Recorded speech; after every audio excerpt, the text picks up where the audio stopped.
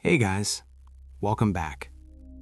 Tonight, we're not correcting history to prove anyone wrong. Tonight, we're listening to the quiet reasons why people believed what they believed, and how those beliefs helped entire societies survive pressure, fear, and long nights of uncertainty.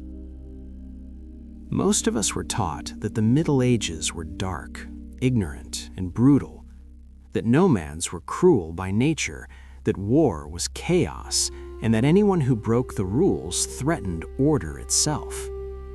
But what if those stories were never meant to be accurate, only useful?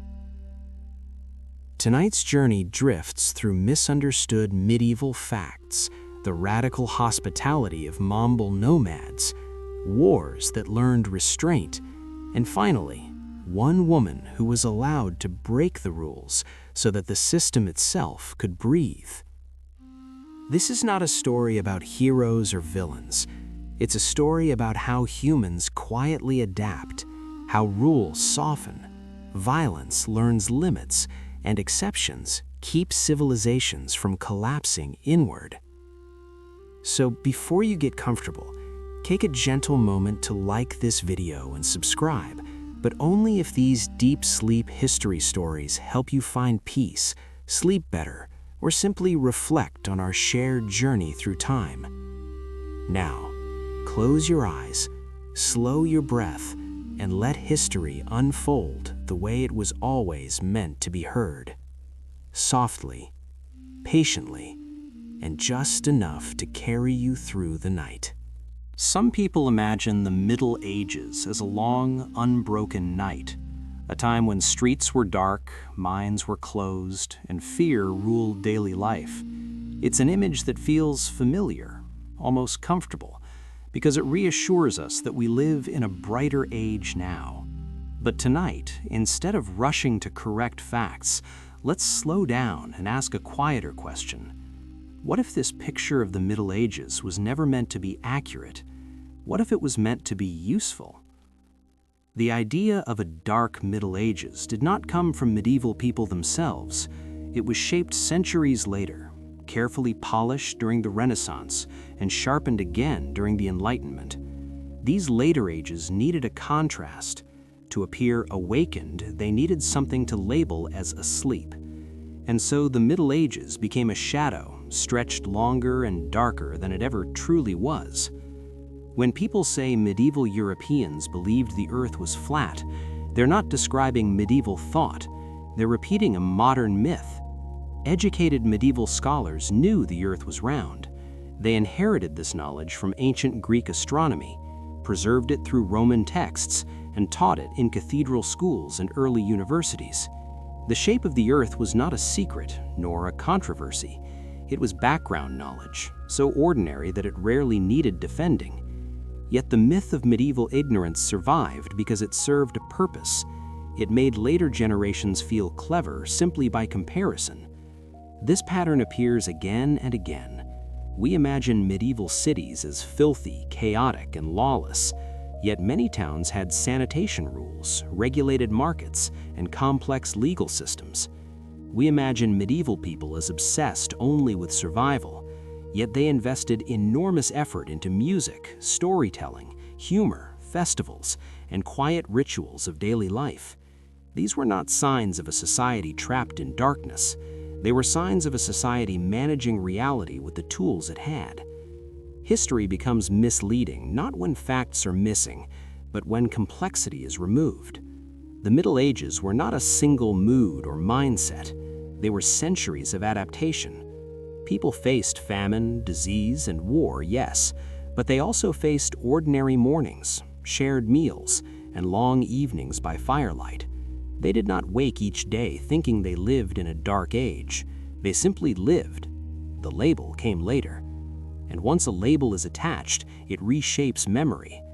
Over time, the Middle Ages were reduced to symbols, superstition instead of belief, brutality instead of order, silence instead of quiet. But silence and quiet are not the same thing. Quiet can be intentional. Quiet can be restful. Quiet can be how a society breathes. When we flatten the Middle Ages into darkness, we lose something important. We lose the ability to see how humans survive without believing they're progressing. Medieval people did not need to feel superior to the past. They were not competing with history. They were negotiating the present. And that difference matters, because when we misunderstand the Middle Ages, we also misunderstand ourselves. We assume that clarity only comes from progress, that knowledge always moves in a straight line forward. But history rarely moves that way. It curves, it pauses, it repeats, and sometimes it grows quieter instead of louder. Tonight's story is not about defending the Middle Ages. It is about listening to them. Listening to what was practical, what was preserved, and what was later erased to make room for a simpler story. A story where we stand in light and the past stands in shadow. As you settle into this calm rhythm, let the idea rest gently. The Middle Ages were not darker than today. They were quieter. And in that quiet, people learned how to live inside uncertainty without needing to name it as failure. Once a myth takes hold, it rarely survives because it is true. It survives because it is convenient. The misunderstandings about the Middle Ages did not linger by accident. They were repeated because they simplified something that was deeply uncomfortable: the fact that human progress is fragile. After the Middle Ages ended, Europe did not move smoothly into enlightenment. It stumbled. Plagues returned. Wars multiplied. Knowledge was lost and rediscovered again and again.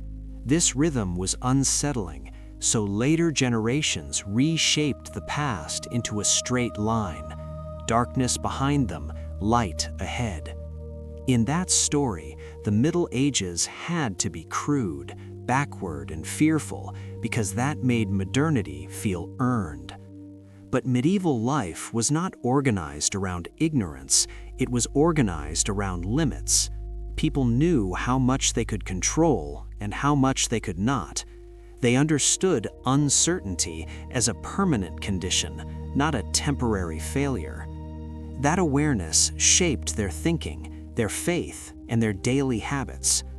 When modern writers accused medieval people of blind superstition, they often misunderstood something subtle. Medieval belief systems were not about rejecting reason, they were about managing anxiety. In a world without antibiotics, without reliable forecasts, without stable institutions, belief offered structure. It explained not everything, but enough. And importantly, it created shared expectations. When everyone believes roughly the same story about why suffering exists, suffering becomes bearable. That is not ignorance, that is coordination. The myth of medieval irrationality became popular in the 19th century when industrial societies wanted to contrast themselves with a slower, quieter past. Factories, railroads, and expanding cities required a belief in constant improvement. To doubt progress was dangerous, so the past was painted as a warning. Look how bad things were, the story said. Never go back. But medieval societies were not trying to move forward in a straight line. They were trying to stay balanced. They valued continuity over novelty. They passed down customs not because they lacked imagination, but because familiarity reduced risk. When harvests failed or rulers changed, traditions provided stability. This is why so many medieval practices look repetitive from the outside. They were meant to be. Repetition was safety. Modern observers often confuse repetition with stagnation, but repetition is how humans cope with uncertainty. Even today, people repeat routines not because they are ignorant, but because routines quiet the mind. Medieval people did the same, just without calling it psychology. The myth of medieval brutality follows a similar pattern. Violence certainly existed, but it was rarely random. Medieval law codes were detailed, negotiated, and enforced unevenly but intentionally. Punishments were public, not to glorify cruelty, but to limit it. By making consequences visible, societies hoped to prevent endless cycles of revenge. Again, this was not barbarism, it was an early attempt at containment. The danger of believing medieval myths is not that we insult the past, it is that we misunderstand ourselves. When we imagine medieval people as foolish, we assume intelligence looks only one way. When we imagine them as passive victims of darkness, we forget how adaptable humans can be without modern tools. The Middle Ages were not an age of failure waiting to be corrected. They were an age of maintenance. People were not trying to conquer the future, they were trying to survive the present with dignity, and that goal shaped everything. Tonight, as the story moves gently forward, notice how many of these myths still echo today. We still divide time into progress and regression. We still label some lives as enlightened and others as backward. The medieval myths linger because they justify these divisions. But history, when listened to closely, speaks more softly. It suggests that survival often looks quiet, that wisdom does not always announce itself, and that sometimes the most misunderstood ages are the ones that understood their limits best. To understand why so many medieval myths feel convincing, we need to step away from grand narratives and move closer to the ground. Not to kings or crusades, but to kitchens, workshops, fields, and streets. Because this is where medieval intelligence lived most clearly, not as theory, but as habit. Medieval people did not write manifestos about rational living. They practiced it quietly. In a world where mistakes could cost lives, efficiency mattered more than originality. Tools were refined slowly, not because people lacked creativity, but because every change carried risk. A plow adjusted by a few inches could mean the difference between harvest and hunger. So knowledge accumulated through repetition, observation, and careful transmission. This is not ignorance, it is a different relationship with time. Medieval calendars were shaped by seasons, not deadlines. Work followed daylight, rest followed darkness. These rhythms were not primitive, they were adaptive. When modern observers describe medieval life as slow, they often mistake alignment for inefficiency. Slowness allowed attention. Attention reduced waste, and waste in a fragile economy was dangerous. Consider medieval medicine, often mocked as superstition. While some practices were ineffective, many were grounded in empirical observation. Herbal remedies were cataloged, tested, and passed down through generations. Monastic infirmaries functioned as early hospitals, offering care, record-keeping, and continuity. Medieval healers did not cure everything, but they understood the limits of intervention. Sometimes care meant presence, not cure. That understanding is quietly sophisticated. Education followed similar principles. Not everyone attended formal schools, but learning was embedded in daily life. Apprenticeships trained craftsmen through years of observation and guided practice. Literacy existed on a spectrum, with oral knowledge playing a central role. Stories, proverbs, and rituals preserved practical wisdom in forms that did not require books. Knowledge survived because it was shared, not centralized. Modern myths often equate intelligence with speed and abstraction. Medieval intelligence was relational. It connected people to land, tools, seasons, and each other.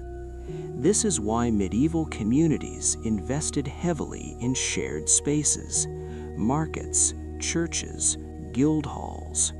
These were not just social centers, they were information networks.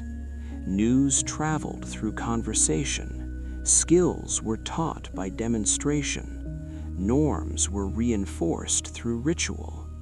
None of this looks dramatic in hindsight, which is why it is often overlooked. Yet this quiet structure kept societies functioning for centuries. Even medieval law, frequently portrayed as arbitrary, relied on negotiation and precedent. Local customs mattered. Disputes were mediated publicly. Justice was imperfect, but it was participatory. People understood the rules not because they were written clearly, but because they were lived daily. This familiarity created predictability, and predictability created trust. The myth of medieval chaos persists because order without modern bureaucracy appears invisible to us. We expect order to announce itself with paperwork, systems, and statistics. Medieval order announced itself through repetition and memory. When we call this backward, we reveal more about our expectations than about their reality. The Middle Ages were not a rehearsal for modernity. They were a complete world with its own logic. A world where survival depended on knowing when not to change. Tonight's calm reflection invites us to notice something subtle. The medieval world did not fail because it lacked knowledge. It endured because it understood limits. People did not ask how to dominate their environment. They asked how to remain inside it. That mindset shaped everything from architecture to agriculture. Buildings were designed to last, not impress. Tools were designed to be repaired, not replaced. Clothing was layered, adaptable, and reused. These choices reflect reflectiveness, not stagnation. When later centuries judged the Middle Ages harshly, they were often reacting to this restraint. Restraint feels like absence when speed becomes the measure of success. But absence can also be space, and space allows rest. As this part of the story settles gently, consider how many modern anxieties come from constant acceleration. The medieval world reminds us that intelligence does not always push forward. Sometimes it holds steady. And in holding steady, it creates room for human life to continue quietly, even under pressure. One of the most persistent misunderstandings about the Middle Ages is the belief that order did not exist, that medieval life was chaotic, violent, and ruled by impulse rather than structure. This idea feels convincing because medieval order did not resemble our own. It did not rely on centralized bureaucracy, standardized paperwork, or constant enforcement. Instead, it relied on something quieter: shared memory, repeated ritual, and social expectation. Medieval order was not invisible because it was weak. It was invisible because it was internalized. People learned the boundaries of behavior not from manuals, but from living among others who remembered the same stories and practiced the same customs. Law was local, negotiated, and shaped by precedent. This flexibility is often mistaken for disorder. In reality, it allowed communities to adapt rules to circumstance without breaking trust. When disputes arose, they were addressed publicly through mediation and witness, not because this was dramatic, but because visibility reduced escalation. Public processes created closure. Closure prevented cycles of retaliation. This was a form of social technology refined over generations. Violence did occur, but it was constrained by codes of honor, obligation, and consequence. Even feuds followed rules. The goal was not endless conflict, but containment. To modernize, this may look primitive, but it reflects an understanding that human aggression cannot be erased, only guided. Medieval societies guided it through shared norms rather than constant surveillance. Markets followed schedules and regulations. Weights and measures were standardized locally. Guilds enforced quality and trained apprentices, protecting both craftsmen and consumers. These systems worked not because they were perfect, but because participation was personal. Reputation mattered. Memory mattered. If someone cheated, the cost was not only legal, but social. This social cost was often more effective than punishment. When we imagine medieval people as lawless, we overlook how deeply invested they were in predictability. Predictability meant survival. Harvests depended on cooperation. Trade depended on trust. Families depended on alliances. Order was not imposed from above, it was woven through daily interaction. Religion played a role here, but not simply as superstition. It functioned as a shared language of meaning. Rituals marked time. Festivals released tension. Moral stories encoded expectations. These practices synchronized behavior across communities that lacked fast communication. They created rhythm. Rhythm created stability. When later centuries dismissed medieval order as naive, they misunderstood the function of these systems. They judged them by modern standards of efficiency rather than by their original purpose, endurance. Medieval order was designed to last, not to scale. It accepted limits, it prioritized continuity, and in doing so, it allowed people to live with uncertainty without constant fear. The myth of medieval chaos persists because we equate quiet with absence. When rules are not loudly announced, we assume they are not there. But some of the most durable orders are the least noisy. They do not require constant reminders because they are reinforced by habit. As this realization settles, notice how the story subtly shifts. The Middle Ages were not an era without rules. They were an era built on unwritten ones. And unwritten rules are powerful precisely because they feel natural. They guide behavior without drawing attention to themselves.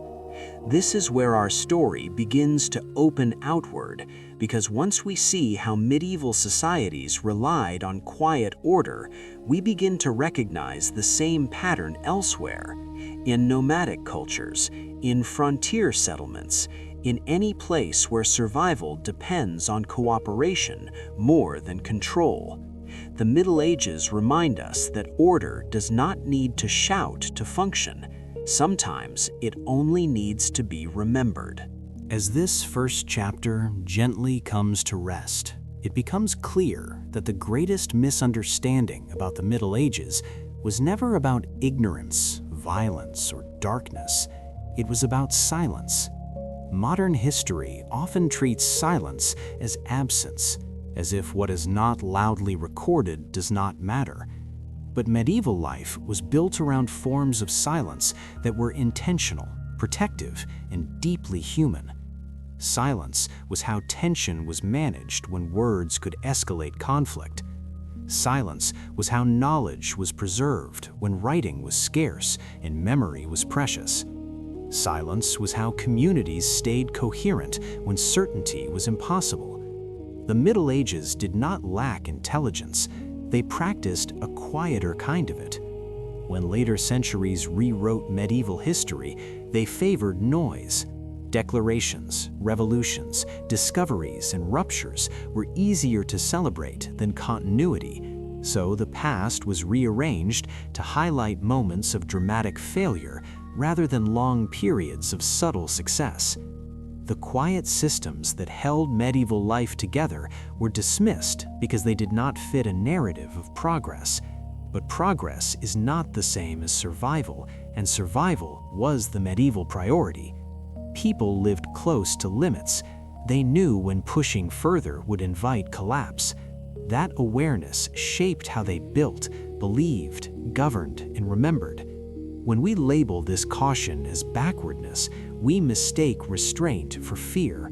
But restraint can be wisdom. Medieval societies understood that stability often depends on what is not tested too aggressively. They knew that not every question needs an answer, and not every answer needs to be spoken. This does not mean medieval life was peaceful or ideal. It means it was realistic. People prepared for loss. They shared responsibility. They relied on one another through networks of obligation rather than contracts alone. These networks were reinforced quietly through habit and expectation, and because they were quiet, they endured. The myths we carry about the Middle Ages tell us more about our discomfort with quiet than about medieval reality. We live in a world that measures value through visibility. What cannot be tracked, quantified, or announced feels suspicious. Medieval life challenges this assumption. It reminds us that some of the strongest systems operate below the surface, that coordination does not require constant explanation, that trust can exist without guarantees. As you settle further into this calm reflection, notice how easily the story of medieval darkness dissolves when examined gently. What remains is not a crude past waiting to be corrected, but a complex world that learned how to survive uncertainty without expecting clarity. This understanding prepares us for what comes next, because once we accept that medieval societies relied on quiet order, we begin to see why similar patterns appear in places that face extreme uncertainty. Nomadic cultures, borderlands, societies without centralized control. In these worlds, survival depends not on rigid laws, but on shared expectations and unwritten rules. Hospitality becomes protection, reputation becomes currency, memory becomes law. The Middle Ages were not unique in this. They were simply one expression of a universal human strategy. And so, as this chapter closes, the story does not end, it shifts. From settled towns to open steppes, from stone walls to moving camps, from medieval Europe to the nomadic world of the Mongols. There, in a landscape without permanent shelter, we will see the same quiet intelligence take a different form, a form built not on cities, but on trust between strangers. And in that trust, another misunderstood truth waits to be heard.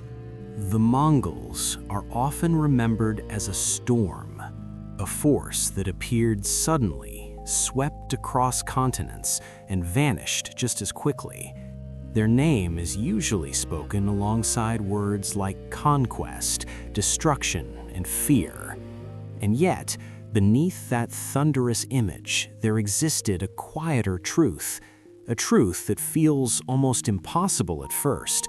Among strangers, far from cities, laws, and walls, the Mongols practiced radical hospitality.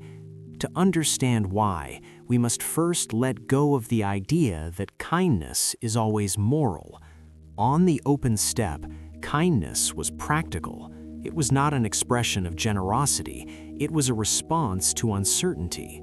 Nomadic life meant living without permanence, no fixed homes, no guaranteed shelter, no predictable supply of food or water. Every journey carried risk, and every encounter could mean survival or death. In such a world, isolation was dangerous, suspicion could be fatal. Hospitality became a strategy, a way of turning strangers into temporary allies.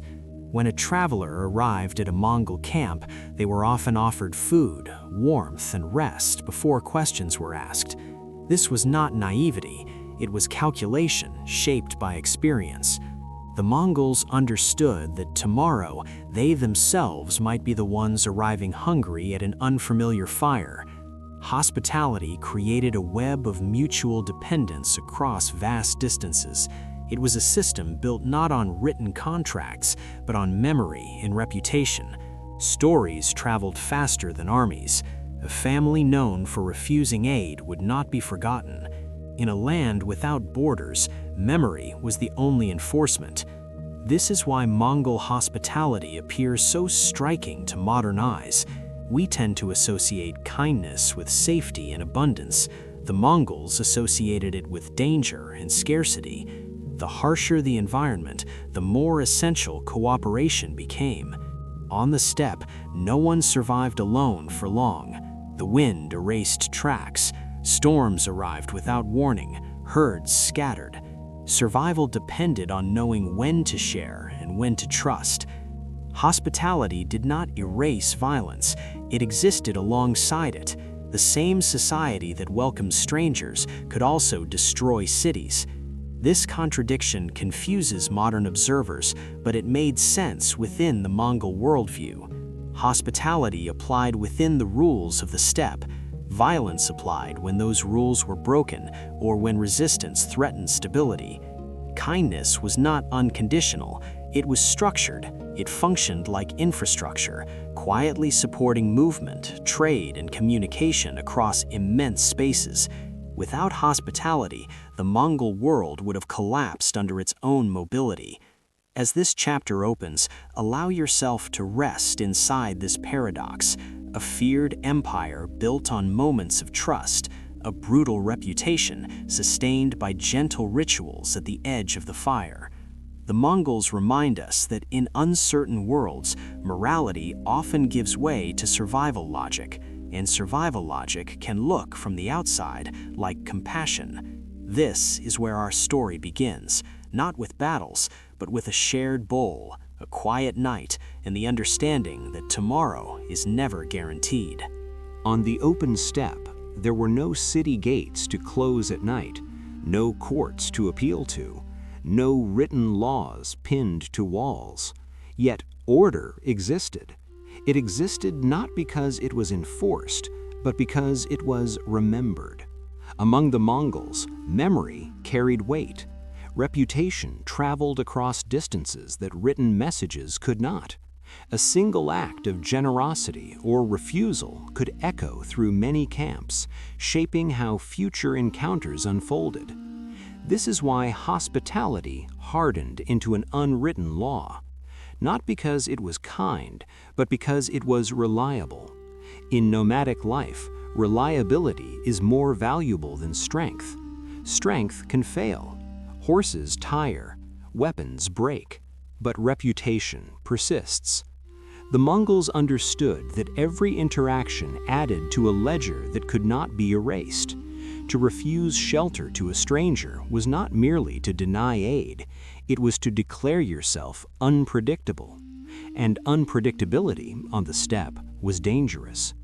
Travelers carried news, merchants carried stories, envoys carried memory. These human messengers formed an invisible network transmitting information about who could be trusted and who could not. Hospitality ensured that this network remained intact. It kept information flowing. It allowed movement without constant fear. In this sense, hospitality was not generosity, it was governance. It governed behavior without officials. It rewarded cooperation and quietly punished isolation. A camp that violated the expectations of hospitality did not need to be attacked, it would simply be avoided. Avoidance in a land of distance and scarcity was a slow death. The power of this system lay in its subtlety. There were no dramatic trials, no proclamations, just a gradual narrowing of options. Over time, communities learned that survival depended on remaining part of the shared memory of the steppe. This made hospitality durable. It did not rely on emotion, it relied on consequence. Even children absorbed this logic early. They learned that guests were not interruptions, but signals. Signals that tomorrow might require the same kindness in return. This learning was embedded in daily life, repeated around fires, during journeys, and in quiet instruction. The Mongol world was mobile, but its values were stable. Hospitality anchored movement. It turned vast emptiness into a navigable space. Without it, travel would have collapsed into suspicion, trade would have stalled, alliances would have fractured. Hospitality made mobility sustainable. Violence, too, followed this logic. It was not random, it was strategic. Those who violated the rules of the steppe faced consequences that were swift and memorable, but those who respected them found protection. This duality reinforced the system.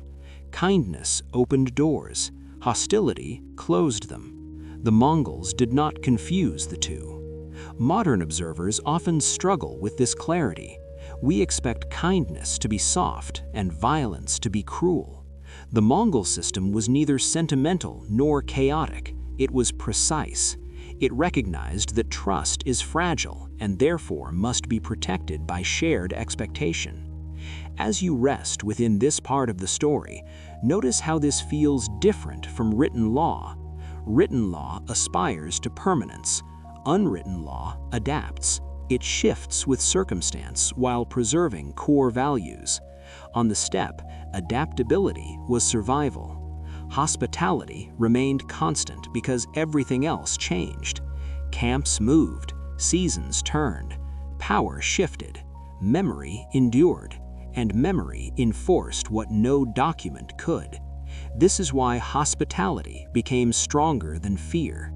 Fear isolates, hospitality connects, and connection in a nomadic world was the only true safety.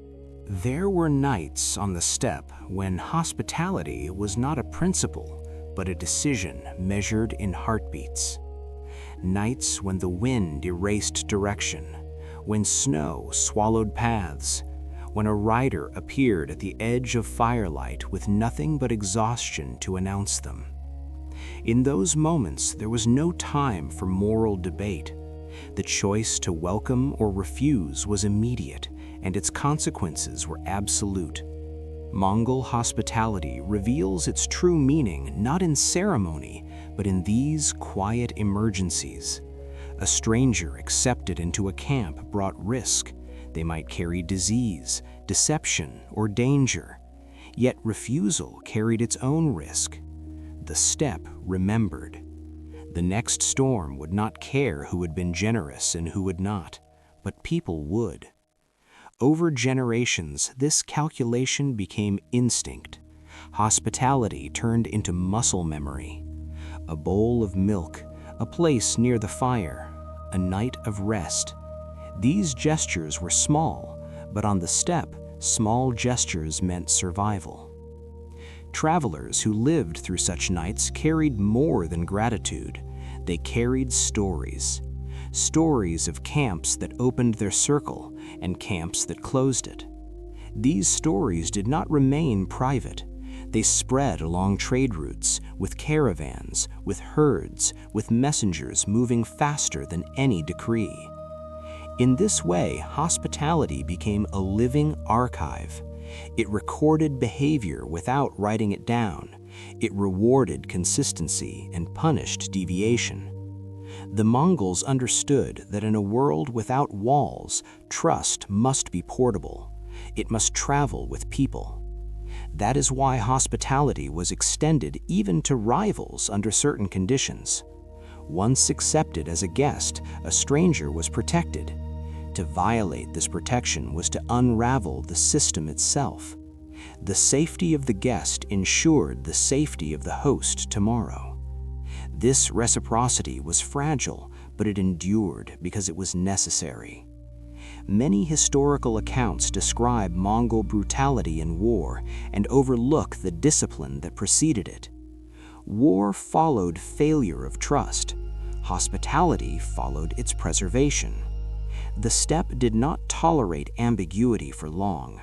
Either a relationship moved toward cooperation or it collapsed into conflict. Hospitality delayed collapse. It created time. Time to speak, time to observe, time to decide. In a landscape where distance magnified every mistake, time was precious. Consider how different this is from settled societies. In cities, walls absorb uncertainty. Laws slow decisions. Bureaucracy buffers risk. On the steppe, there were no buffers. Human interaction was the buffer. Hospitality softened edges where no institutions existed. It allowed movement without immediate hostility.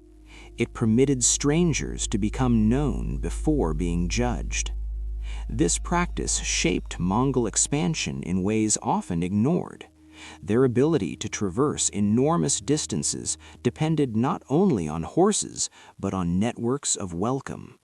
Camps became nodes. Fires became checkpoints. Each act of hospitality extended the reach of the whole system.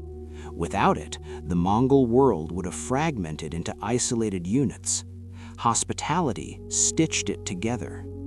Yet this system was not limitless. As populations grew and encounters multiplied, strain appeared. The more strangers arrived, the harder it became to maintain the same level of openness. Scarcity tested generosity. Fear tested trust. The rules remained, but the cost of following them increased.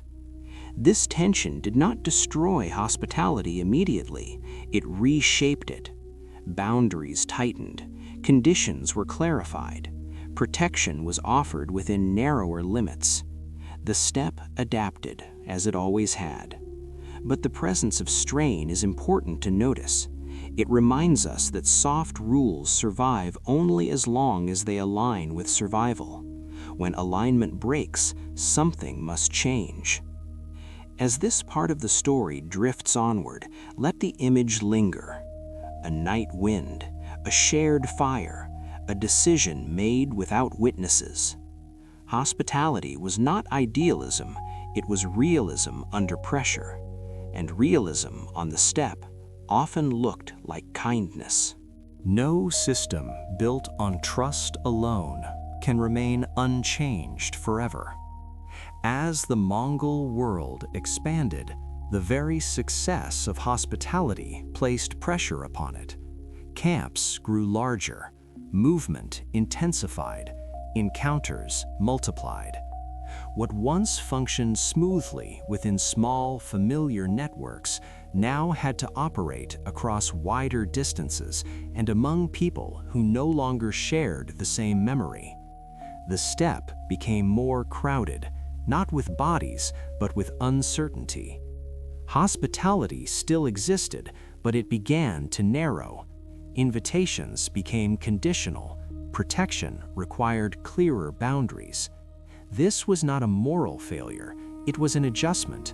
Soft rules work best when communities are small enough to remember one another. As anonymity increases, memory weakens, and when memory weakens, trust becomes costly. The Mongols sensed this shift early. They responded not by abandoning hospitality, but by structuring it. Certain routes were favored, certain messengers were recognized, certain symbols signaled protection. Hospitality moved from instinct to protocol. This transition matters because it marks the moment when unwritten law begins to harden. When kindness alone can no longer guarantee safety, it must be supported by reputation, enforcement in consequence. This is where outsiders often misread the Mongol story. They see only the violence that followed and assume cruelty replaced compassion. But the truth is quieter. Violence emerged where soft rules failed to scale. It was not the opposite of hospitality, it was the mechanism that preserved it within limits. The steppe demanded clarity. Ambiguity invited collapse. When a group repeatedly violated expectations, when trust could no longer be assumed, the response became decisive. This decisiveness was not arbitrary, it was communicative. It sent a message that traveled faster than any treaty. It restored predictability.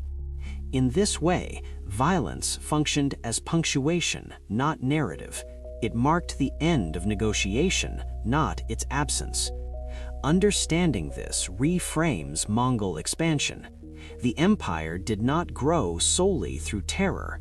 It grew through a calibrated balance between openness and control. Hospitality opened paths, discipline secured them. Together, they allowed movement on an unprecedented scale. Yet the cost of this balance was constant tension. How open is too open? How firm is too firm? These questions had no permanent answers. They were renegotiated continuously, camp by camp, season by season. This constant adjustment is why Mongol society remained adaptable. It did not cling to ideals, it responded to conditions. When resources were plentiful, hospitality widened. When scarcity pressed, boundaries tightened. This responsiveness kept the system alive, but it also introduced strain. Not everyone agreed on where the line should be drawn. Disagreements accumulated. Alliances shifted. The steppe, once unified by shared expectation, began to fracture along new lines. This fracture did not erase hospitality, it contextualized it. Kindness became selective, trust became earned. The soft rule did not disappear, but it no longer stood alone. As you rest within this part of the story, notice how familiar this pattern feels. Even modern societies rely on informal trust until scale overwhelms it. Neighborhoods become cities, cities become systems, and systems require reinforcement. The Mongols experienced this transformation early in its rawest form.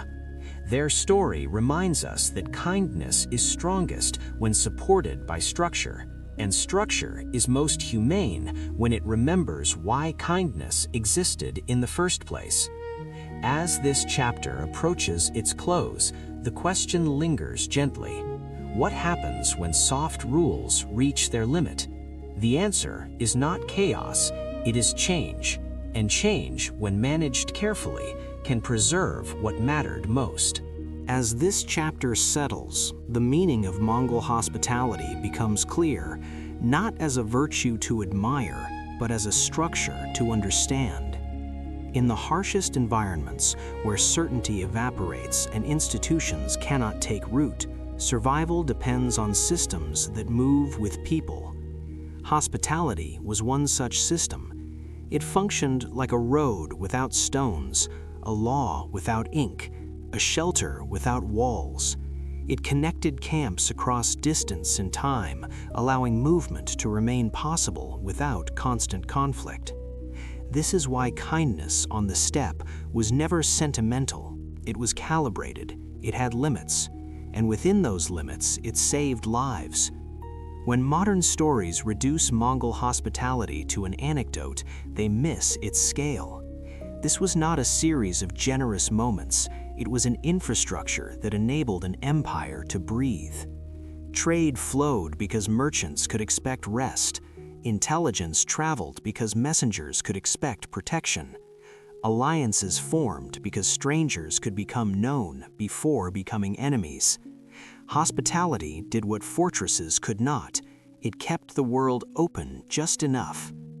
Yet openness always invites pressure. As we have seen, when scale increased, the soft rules tightened. The Mongols did not abandon hospitality, they framed it. They learned where kindness ended and where enforcement began.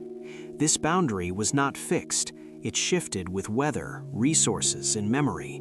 That flexibility preserved the core function of hospitality while acknowledging its limits. Here lies the quiet lesson of this chapter. Societies do not collapse when kindness fails.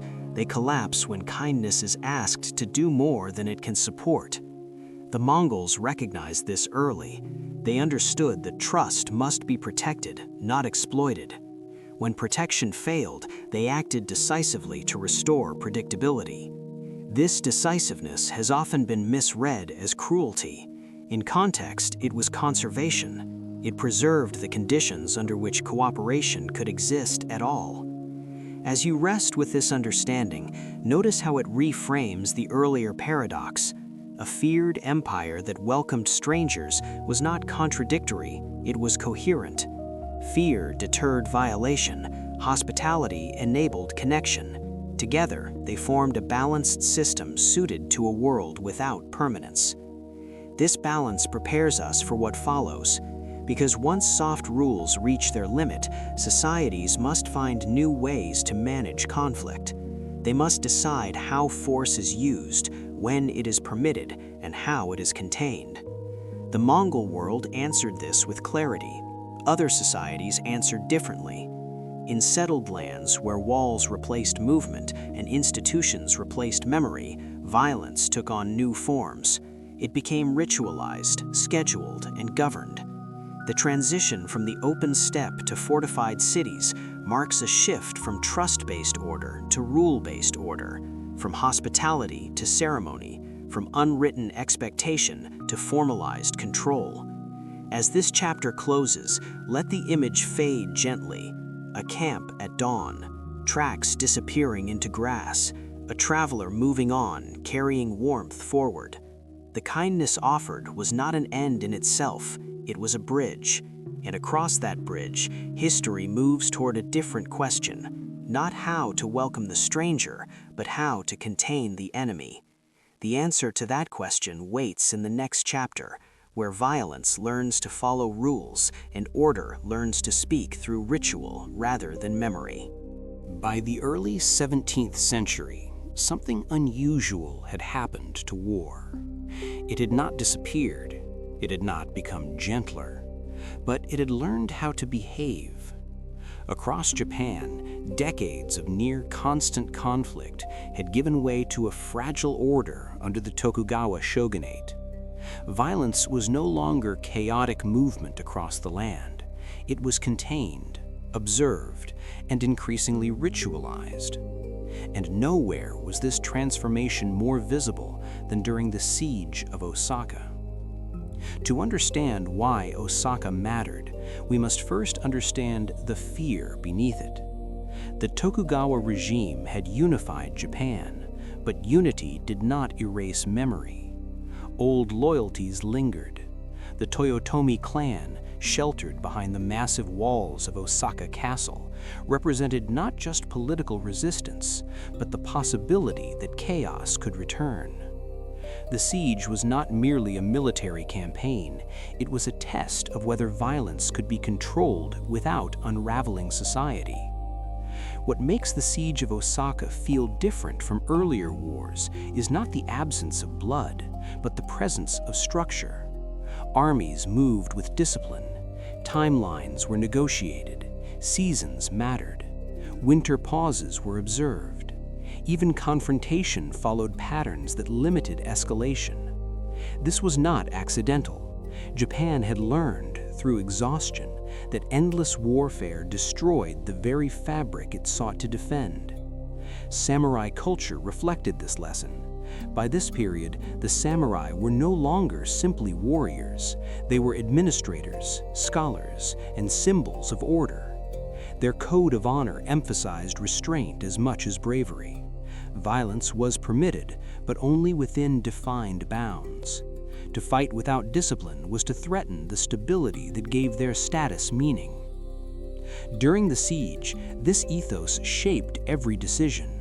Osaka Castle was formidable, but the goal was not immediate annihilation. It was containment. Siege warfare allowed time for negotiation, time for pressure to replace panic. The surrounding forces did not rush blindly into chaos. They encircled, waited, and communicated. Even as cannon fire echoed, messages crossed lines. This was war conducted as a process, not an eruption. For those inside the castle, the experience was suffocating, but predictable. Predictability mattered. When violence follows rules, civilians adapt. Supply routes are calculated.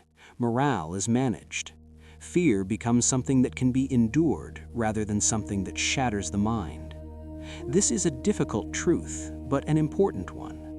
Uncontrolled violence terrifies. Controlled violence disciplines. Societies facing conflict often choose the latter, not because it is humane, but because it is survivable. The siege of Osaka reveals a moment when Japan chose containment over chaos, not because it eliminated suffering, but because it limited how suffering spread. The war did not aim to destroy everything. It aimed to conclude something, to close a chapter without reopening the wounds of the previous century. As this part of the story settles into its calm rhythm, let the paradox rest gently. Civilization does not remove violence. It teaches it where to stop. And in teaching it where to stop, it protects everything else from collapsing into fear. When violence is contained, it does not vanish. It changes shape. During the siege of Osaka, war followed a rhythm that felt almost ceremonial. This rhythm was not meant to soften suffering, but to make it predictable. Predictability is the quiet ally of survival. The samurai understood this deeply. By the early Tokugawa period, honor was no longer proven through constant combat. It was demonstrated through restraint, obedience, and correct behavior under pressure. A warrior who lost control threatened more than an enemy. He threatened the order that allowed warriors to exist at all. Ritual became the language through which violence was spoken. Signals, banners, formations, and timing replaced impulse. Even death followed codes. To modern ears, this may sound cold, but within this system, ritual served a protective function. It slowed escalation. It created pauses. It gave space for reflection, negotiation, and surrender. The siege of Osaka unfolded across seasons, not hours. Winter imposed silence. Spring brought renewed pressure. These pauses were not weaknesses. They were acknowledgments of limit. Nature itself was part of the rules. Samurai warfare respected timing because ignoring it invited disaster. Hunger, cold, and fatigue were enemies as real as any blade. By respecting cycles, commanders preserved their forces and their legitimacy. Legitimacy mattered as much as victory. A war fought without legitimacy risked reopening the chaos of the past. This is why the siege emphasized encirclement rather than immediate destruction. Encirclement communicated inevitability. It applied pressure without unleashing frenzy. Messages crossed lines. Terms were discussed. The possibility of a controlled end remained visible. For those inside Osaka Castle, ritual provided structure in confinement. Daily routines continued. Guards changed shifts. Supplies were rationed. Even as hope narrowed, life retained shape. This is one of the quiet truths of controlled violence. It allows the human mind to endure what would otherwise be unbearable. Chaos shatters time. Ritual preserves it. The samurai code reinforced this preservation. Courage was measured not only by willingness to fight, but by willingness to wait. Patience was a virtue. Rash action was a failure of character. In this way, discipline protected both sides. It limited how far violence could spiral. The siege of Osaka demonstrates that war can be governed not by mercy, but by rule. And rule, when widely accepted, prevents collapse. Yet this acceptance came at a cost. Ritual demanded conformity. Individual emotion was suppressed. Exceptions were rare. Those who broke the code faced severe consequences, not because they were cruel, but because unpredictability endangered everyone. Controlled violence requires shared belief in its boundaries. Without belief, ritual becomes empty and enforcement becomes terror. Japan's recent history had taught this lesson painfully. The century of civil war before Tokugawa rule had been marked by shifting loyalties and sudden betrayals. The new order sought to prevent that recurrence. Ritual was memory turned into behavior. It encoded the lessons of exhaustion. As you rest within this narrative, notice how different this feels from the Mongol steppe. There, trust moved with people. Here, order rested on place and procedure. Both systems sought the same goal: survival without collapse. Both accepted violence as inevitable. Neither glorified chaos. The siege of Osaka stands at a turning point where violence was not denied, but choreographed. It was taught to speak quietly, to move slowly, and to stop before everything else was destroyed. There is a quieter consequence of controlled violence that often goes unnoticed. It is not found on the battlefield, but in the mind. During the siege of Osaka, civilians lived inside a conflict that followed rules. Those rules did not remove fear, but they shaped it. Fear became something bounded, something that arrived in waves rather than storms. This distinction matters. When violence is unpredictable, the human mind fractures. Time loses coherence. Panic spreads faster than fire. But when violence is governed, even loosely, the mind finds patterns to hold on to. Inside Osaka Castle, people knew when bombardment was likely. They learned the rhythms of the siege. They adjusted routines accordingly. This did not make life easy, but it made it endurable. Endurance is a form of survival that civilizations quietly prioritize. The Tokugawa leadership understood that a society exhausted by terror cannot be ruled. Order must be felt, not merely imposed. Controlled violence provided this sensation. It signaled that authority still existed, that chaos had limits. For civilians, this mattered more than victory. Knowing that rules were being followed meant that tomorrow could be imagined. The future remained a concept, not a void. This psychological continuity preserved social cohesion even under pressure. Markets slowed but did not vanish. Families reorganized rather than disintegrated. Rituals persisted in small forms. These behaviors were not signs of denial. They were adaptations to a structured threat. Samurai commanders were aware of this effect. Their restraint was strategic. Excessive brutality would have undermined the legitimacy they sought to protect. Violence that spills indiscriminately erodes trust in authority. Trust, once lost, invites rebellion.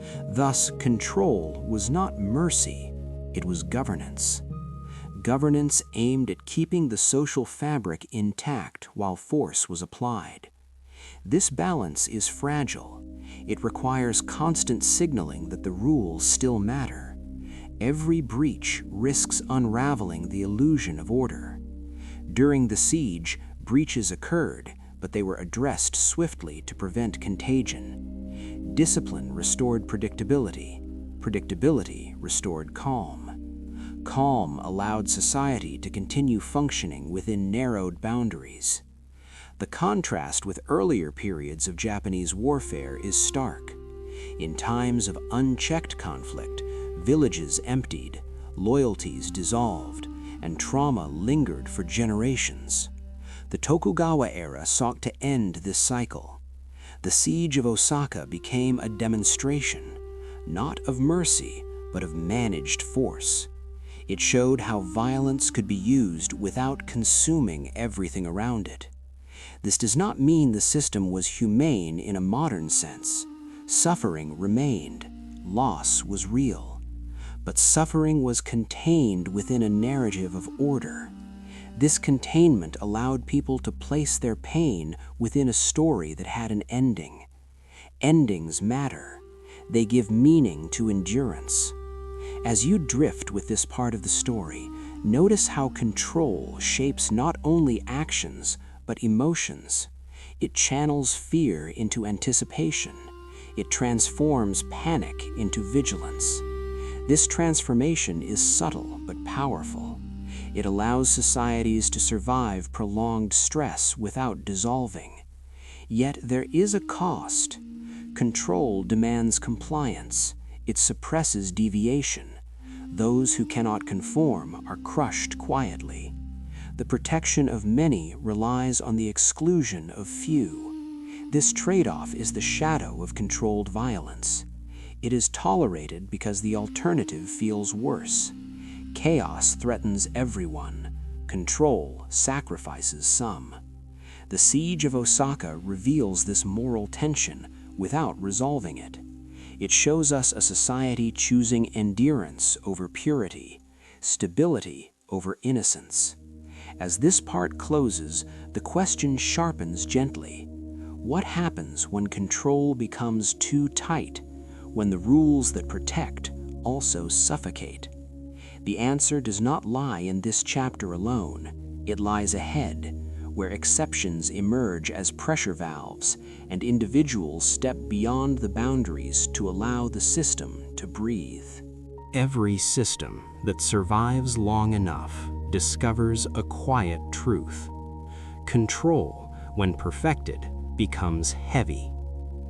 During the siege of Osaka, discipline had achieved remarkable precision. Movements were timed, messages were formal, violence followed channels.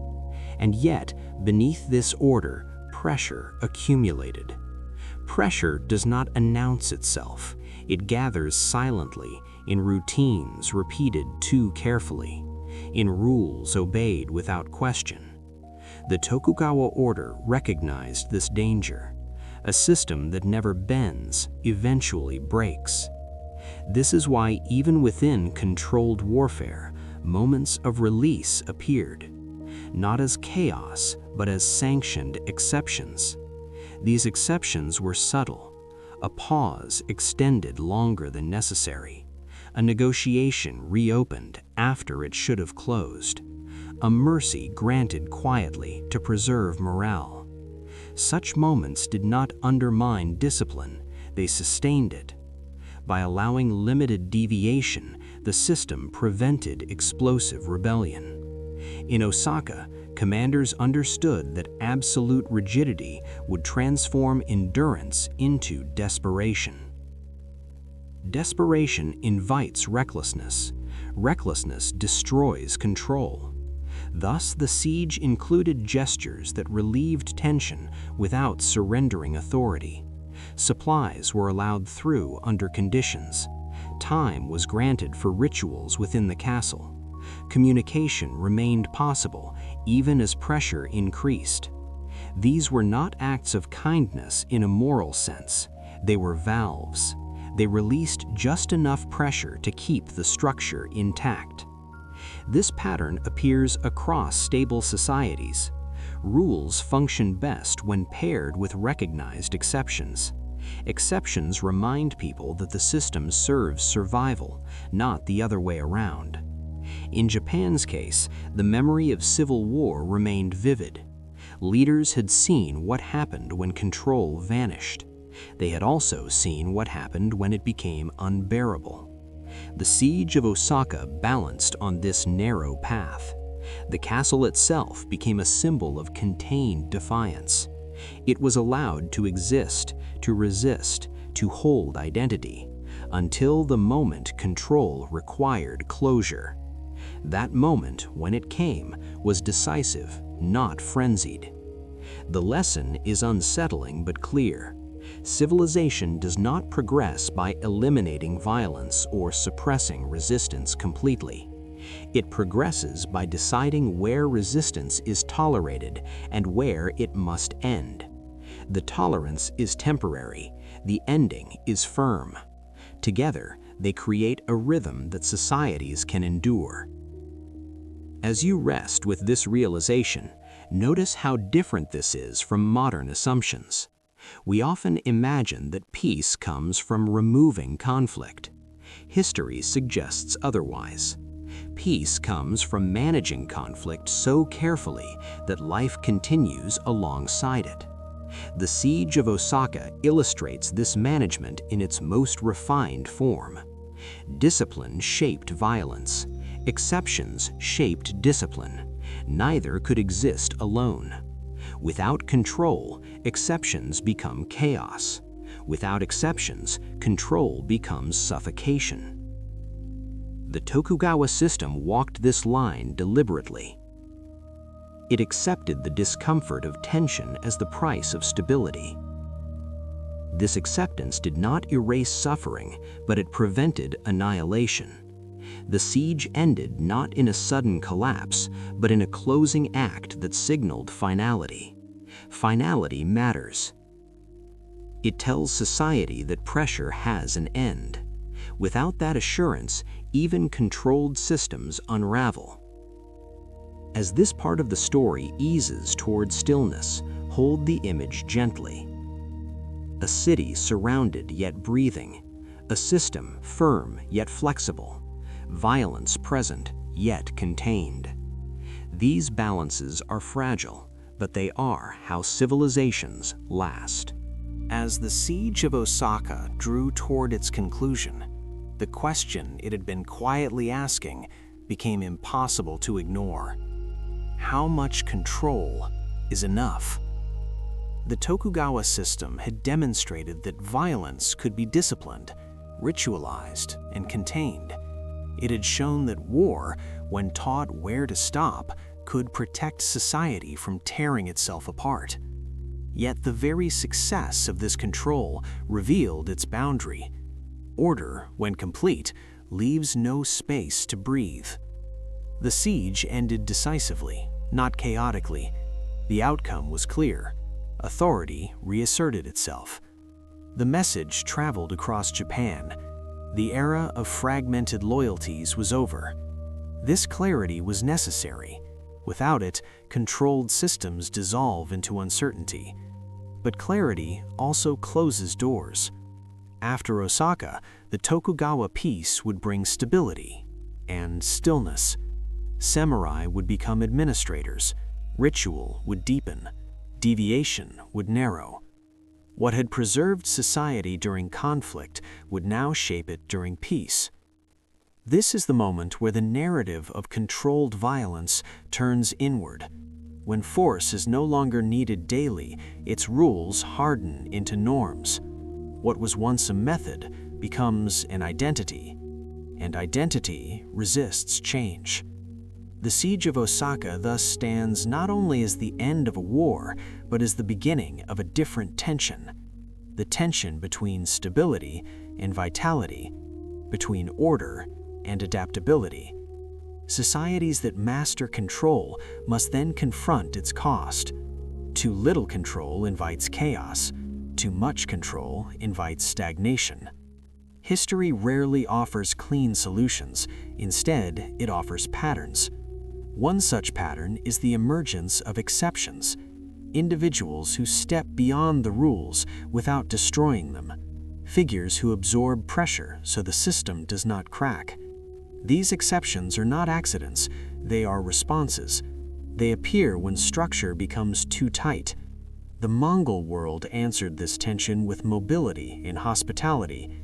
Japan answered it with ritual and discipline.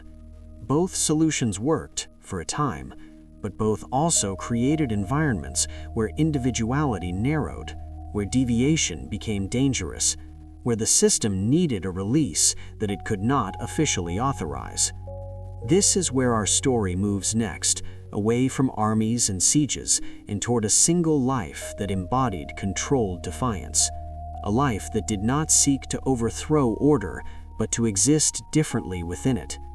As you rest at the edge of this transition, let the lessons settle gently. Civilization does not advance in straight lines. It oscillates between openness and closure, between softness and hardness, between rule and exception. The siege of Osaka teaches us how societies learn to manage violence. What follows teaches us why they must also learn to tolerate the extraordinary, not to glorify rebellion, but to preserve balance. The next chapter will not speak of armies, it will speak of strength in another form. Strength that bends rules without breaking them. Strength that reminds systems why they exist. In the quiet after the siege, when banners were lowered and routines resumed, a different kind of question lingered. Not whether order could hold, but whether it could breathe. Every system that survives long enough learns a dangerous truth. Absolute obedience creates silence, but silence is not stability. Stability comes from knowing where the rules can bend without breaking. In the Mongol world, where discipline, hierarchy, and survival were tightly woven together, this truth appeared not as a theory, but as a person. Her name was Khutulun. She was born into a society that valued strength, loyalty, and lineage above all else. A society that had already mastered soft rules through hospitality and hard rules through controlled violence. There was little room left for deviation, and yet Khutulun existed. She did not fit the expected shape of a Mongol noblewoman. She did not marry to secure alliances. She did not remain silent within tents while history moved around her. She wrestled men, defeated champions, rode with armies, and chose her own future. At first glance, she seems like a rebellion, a challenge to the system. But the Mongol world did not collapse because of her, it endured.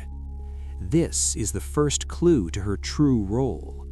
Khutulun was not an error, she was an allowance. Mongol society was pragmatic above all else. It understood that strength expressed itself in many forms. When Khutulun proved her capability repeatedly, the system adjusted around her rather than crushing her. She became a visible exception that reaffirmed the rules by showing where flexibility existed. Her famous condition for marriage was not a rejection of society, but a negotiation with it. She would only marry a man who could defeat her in wrestling. This was not spectacle alone. It was a test framed in the language her culture respected most: strength, skill, and honor. By placing her defiance within accepted values, she made it survivable. The Mongols tolerated her not because they abandoned tradition, but because she translated her difference into something the system could recognize. This translation is crucial. Societies rarely allow raw rebellion, they allow reframed difference. Khutulun did not ask to dismantle the hierarchy. She demonstrated that hierarchy could stretch. In doing so, she absorbed pressure that might otherwise have built unseen. Her presence answered a question Mongol society did not ask aloud. What happens to those who do not fit but cannot be ignored?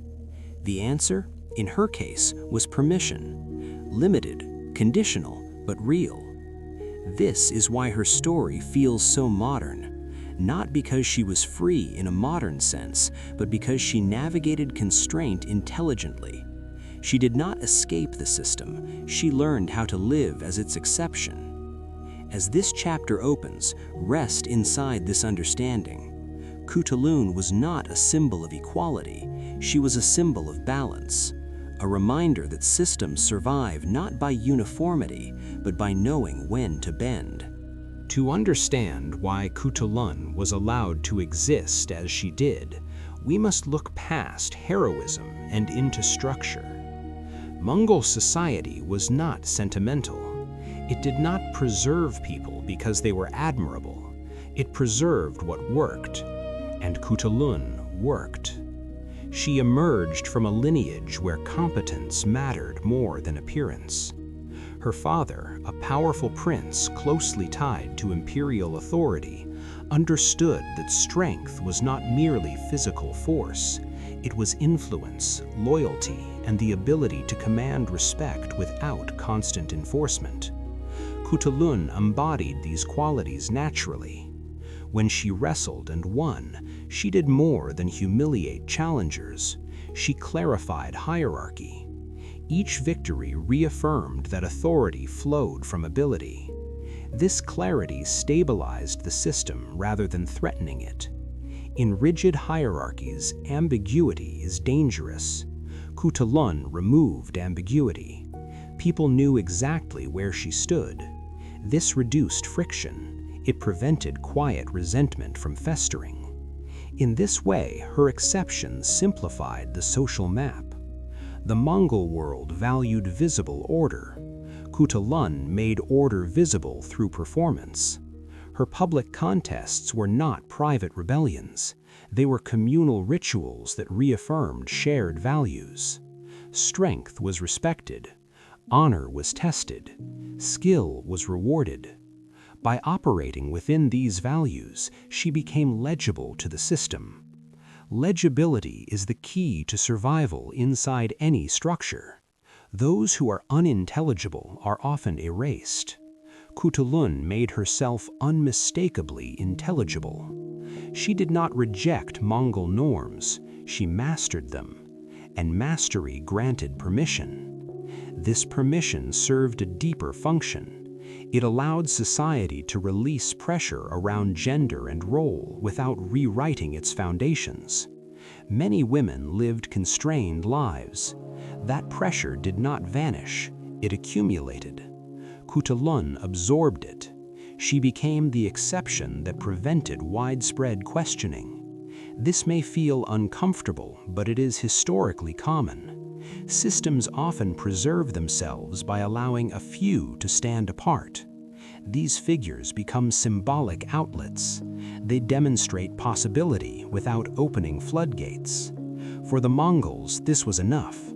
Khutulun's existence reassured society that strength could surface wherever it appeared, while still maintaining overall order. Her life also reinforced loyalty. She did not seek to leave. She fought alongside Mongol forces. She remained embedded within the system she stretched. This mattered. An exception that exits becomes a threat. An exception that stays becomes an asset. Khutulun stayed. She channeled her difference back into the collective. This is why she was remembered, not erased. Her story endured because it served memory. It explained how the Mongols balanced rigidity with adaptability. As you rest with this part of the story, notice the quiet sophistication of the arrangement. Freedom was not granted universally, it was targeted. It flowed toward competence and loyalty. This selective flexibility kept the system resilient. It avoided collapse without surrendering control. Khutulun's life reveals a truth that echoes across history. Societies do not survive by treating everyone the same. They survive by deciding carefully who may differ and how that difference is framed. Her difference was framed as strength, and strength in the Mongol world was never wasted. Being allowed to break the rules is not the same as being free. This is the quiet cost that follows every exception. Khutulun's life, admired for its strength and defiance, was also shaped by boundaries that never fully disappeared. The system bent for her, but it did not open. She was permitted to wrestle, to ride, to refuse marriage under ordinary terms, yet these permissions came with an unspoken exchange. Visibility replaced anonymity. Expectation replaced privacy. An exception must always prove itself again. Where others could fade into the rhythm of ordinary life, Khutulun could not. Her strength had to be constant. Her victories had to be public. Her difference had to remain useful. This is how systems tolerate deviation without losing control. They attach performance to permission. For Khutulun, this meant that rest was a luxury. To stop would be to invite reclassification. The system's memory is generous only while the exception continues to justify itself. This is the hidden tension of admired figures throughout history. They are celebrated not for being human, but for being exemplary. And exemplary lives are narrow. Khutulun's story is often told as triumph, but triumph inside constraint feels different from freedom. She could choose her contests, but not the gaze upon her. She could define her terms, but not escape the role those terms created. Her refusal to marry until defeated protected her autonomy, yet it also tethered her identity to perpetual contest. The rule did not disappear, it transformed. Marriage was delayed, not abolished. Gender expectation was stretched, not dissolved. This stretching allowed the system to breathe, but it also placed the burden of breath on one person. Such arrangements are efficient and costly. They preserve order while concentrating strain. Many societies rely on this mechanism. They elevate a few to carry what many feel. This is why exceptions are rare, not because systems lack imagination, but because exceptions require endurance. Khutulun endured. She absorbed contradiction. She embodied strength in a way that reassured rather than destabilized. But endurance is not absence of sacrifice. It is sacrifice sustained. Her life likely included isolation that legends soften. To be exceptional is to stand apart even when surrounded. To be admired is to be observed. To be allowed is to be measured. None of these are gentle conditions. As you rest within this realization, the story deepens. Khutulun's greatness lies not only in what she did, but in what she carried. She carried the weight of possibility without letting it spill. She showed what could exist without demanding that it become universal. This restraint is why the system did not recoil. It felt no threat of cascade. Her difference remained contained and therefore acceptable. This acceptance came with a quiet warning embedded within it. Be strong, but not disruptive. Be visible, but not multiplied. Be different, but alone. The Mongol world offered her room, but not replication. And perhaps this is the truest measure of historical exceptions. They do not rewrite the rules, they test them. They reveal where the edges lie. Khutulun's life mapped those edges clearly. As this part drifts towards stillness, allow the paradox to settle. Freedom within systems is often partial. It arrives wrapped in expectation. It offers agency, but not release. And yet, even this partial freedom can change how a society understands itself. Khutulun did not dismantle Mongol norms, she illuminated them. She showed their flexibility and their limits. In doing so, she made the night survivable for others who would never be named. When laws fade, stories remain. This is one of history's quietest patterns. Rules organize life while they are enforced, but memory does not preserve rules. Memory preserves meaning. It keeps what helped people endure, what made sense of pressure, what softened fear enough to let sleep arrive. Khutulun's life moved from event into memory because it carried meaning beyond its moment. She did not change Mongol law, but she changed how law felt. She gave form to a truth people already sensed but could not safely articulate. That truth was simple and unsettling. Survival requires structure, but structure alone suffocates. The Mongol world remembered her because she showed how strength could exist without shattering order.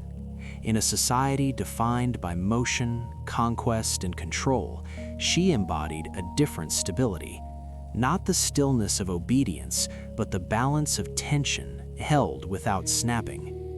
This is why her story outlived decrees and genealogies. Memory does not archive efficiency, it archives relief. When people spoke of her, they were not cataloging a warrior, they were remembering permission. Permission to imagine that the system was not as narrow as it appeared. Permission to believe that capability might occasionally override expectation. This kind of memory functions like a quiet reassurance passed between generations.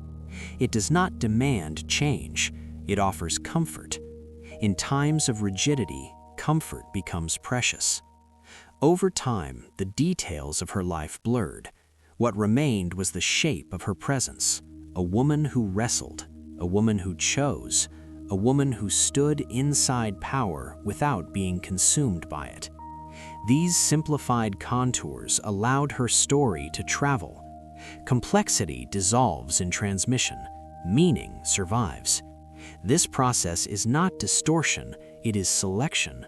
Memory selects what soothes anxiety and explains contradiction. Khutulun explained how a disciplined empire could tolerate difference without unraveling. That explanation mattered long after the tents were folded and the horses moved on. Notice how this aligns with the earlier chapters. Medieval myths simplified the past to comfort the present. Mongol hospitality softened danger with trust. Controlled warfare framed violence so it could be survived. And now, memory itself performs the final act of management. It edits reality into stories that help people live with systems they cannot escape. Khutulun's memory did not threaten authority, it humanized it. It suggested that power could recognize strength wherever it appeared. That suggestion alone was enough to keep her alive in narrative. Memory often favors exceptions because exceptions explain rules better than obedience does. Obedience is invisible. Exception reveals structure by pressing against it. Through her, people could see where the system flexed. They could feel that flex as possibility. As this part settles into quiet, consider how many lives pass without leaving a trace, not because they lacked value, but because they did not resolve a tension. Khutulun resolved one. She answered how difference could exist without collapse. Memory held on to that answer. In doing so, it gave later listeners a tool for their own nights, a way to believe that systems are not total, that within rigidity, breath can still be found, that survival is not always about breaking free, but about finding the places where the walls lean just enough to rest against. This is why her story feels calm rather than explosive. It does not incite rebellion, it offers equilibrium. Memory chose her because equilibrium is easier to live with than revolt. As sleep approaches, let this understanding remain. History is not remembered for accuracy alone, it is remembered for usefulness. And Khutulun was useful to memory because she made endurance feel possible. As this final chapter settles, the shape of the journey becomes clear. This story was never about correcting facts for their own sake. It was about understanding why humans remember history the way they do. We began with medieval myths, not because they were foolish, but because they were useful. Simplified stories made the present feel brighter, safer, more advanced. They gave people a sense of progress, even if that sense rested on misunderstanding. Then we moved into the world of Mongol hospitality, where kindness was not softness, but structure. Trust was not sentimental, it was a temporary bridge built to survive uncertainty. After that came controlled violence, where war learned restraint so that society could endure its own conflicts without tearing itself apart. And now, at the end, we arrive at the exception, the individual who did not follow the expected path, yet did not destroy the road for others. These 4 chapters form a single rhythm. Misunderstanding simplifies the past. Soft rules stabilize daily life. Managed force contains chaos, and exceptions release pressure when all else becomes too tight. Together, they describe how civilizations make it through the night. History seen this way is not a march toward truth, it is a collection of coping strategies. People do not remember what happened exactly as it was. They remember what helped them sleep, what allowed order to feel bearable, what made existence inside rules feel human. The final insight is gentle but profound. Survival has never required perfection. It has required balance. Balance between fear and trust, between force and restraint, between rule and exception. When any one of these dominates completely, systems fracture. When they coexist, systems persist. This is why the past is filled with quiet contradictions, brutal empires that practiced hospitality, disciplined societies that allowed rebels, violent eras that invented ritual to soften harm. These contradictions are not failures, they are design. They reveal an instinct older than law or philosophy, the instinct to endure. As listeners, especially in moments meant for rest, we are drawn to these stories because they reassure us. They tell us that confusion is not new, that tension has always existed, that humanity has always lived inside imperfect structures and still found ways to breathe. The Middle Ages were not simply wrong, dark, or ignorant. They were human, just as human as now. And that humanity expressed itself not in ideals, but in adjustments, small allowances, quiet compromises, remembered exceptions. As the night deepens, let this understanding remain soft in your mind. You do not need history to be correct to be meaningful. You need it to explain how others survived what you feel now: pressure, constraint, uncertainty. History whispers that survival does not always look like victory.